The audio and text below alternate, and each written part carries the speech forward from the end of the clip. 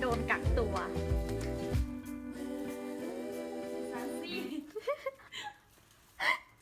ไม่เบา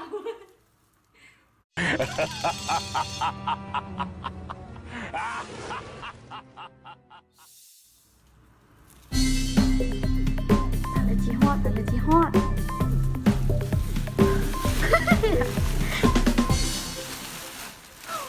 หายแหงว้าว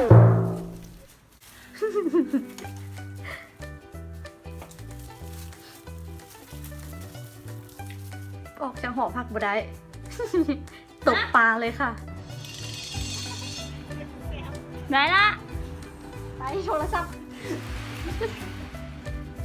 กันลังลึกนะ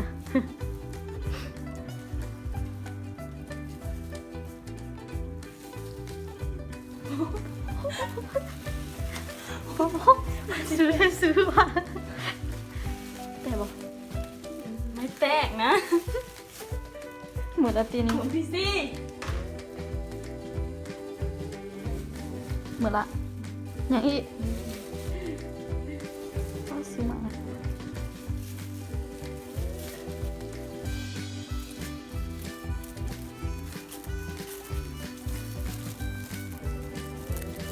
ขำแล้ว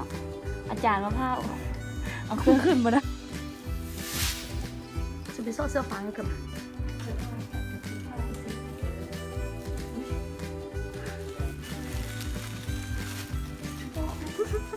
อย่างเท่โทรไปที่เลยละ1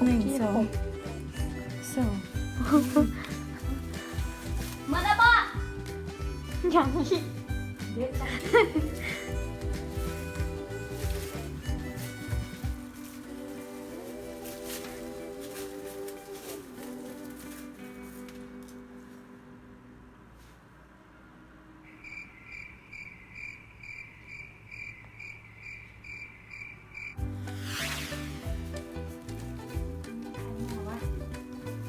มีคน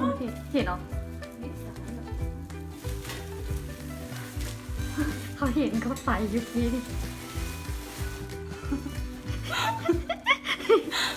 หายเหนื่อยเหมือนละว้าวปลานี่มันคืออะไร